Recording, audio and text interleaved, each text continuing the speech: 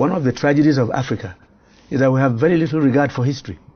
In fact, now it has been cancelled in our schools. Where were we 40 years ago, 50 years ago? What have we learned from other societies like India and China and Brazil? We copy a bit too quickly and too wrongly from elsewhere. And we also copy from the wrong sources. Mm-hmm. In 1986, we had this thing called the Structural Adjustment Program dumped on Africa. That destroyed most countries in Africa. Everything. And I am sorry to say, I am not an economist. I was in Hong Kong visiting with a friend when we heard on television that the auctioning began in April. Auctioning of our national currency. Exactly.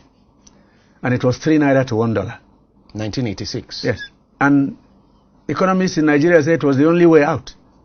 Now, economics is honestly 90% common sense. Why are you auctioning your currency when what to do is to cut down on imports and boost and stimulate export. local production? Why are you shipping in rice? That one began as far back as 1982, a task force on the importation of rice. I was a young man in the cabinet. I was 34 years old. And I asked the question, why not a task force for the production of rice? I was told, oh, you guys from the university, you don't know anything. In the interim, let's just import. The bill rose to $5 million a day and remained so for nearly 30 years. From the Taiwanese? Yes. Taiwan, from Thailand, Vietnam, and even India. You just ship your money out and ship in goods.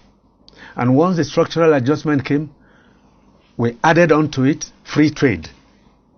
So we opened our windows, our doors, our roofs, and any foreign good was arriving. Dumped in. Plastics that wouldn't last an hour in the hand of a child as toys, honey, sugar, milk, toothpicks, handkerchiefs, pins on the table.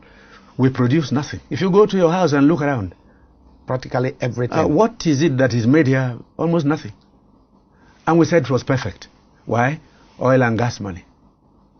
You ship out oil, send the proceeds to sustain other economies and bring in their goods. Along with the goods, unemployment and poverty Started. Yeah. So then, we lost all our institutions, yes. Industries. Yes, exactly. The granite pyramids in the north. Everything disappeared because it was no longer fashionable. The textile industries to in go Kaduna. to the farm.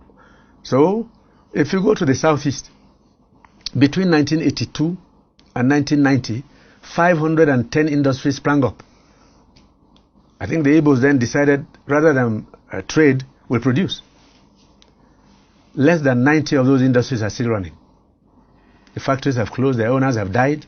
500 industries. In the east, the owners have died, their dreams have died. All of this is being caused by a fundamental problem. There's discomfort. There is major discontent all over the place. So young people have nothing to aspire to. Young people can't think of a day when they will marry, have a flat of their own, own a job, and even if they have a job today, the wage is too low. Then at the bottom of it all again is that since 1986, we've had the most tragic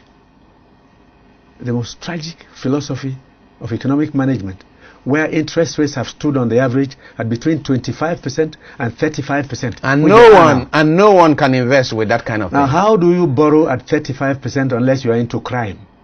Maybe cocaine. What do you produce with 35%? And buy your generator, and buy your diesel, and pay your tax, and pay your workers a living wage.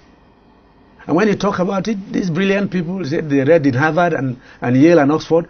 Where in the world are interest rates this high now?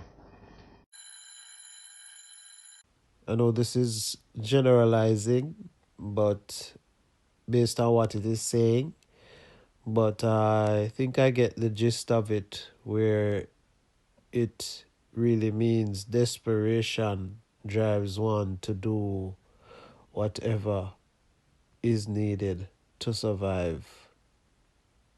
And when you look around predominantly black spaces, there's a lot of inequities, which, it drives the masses of the people to get into all kind of unhealthy, destructive behaviors just to be able to cope, to survive, and all of these things.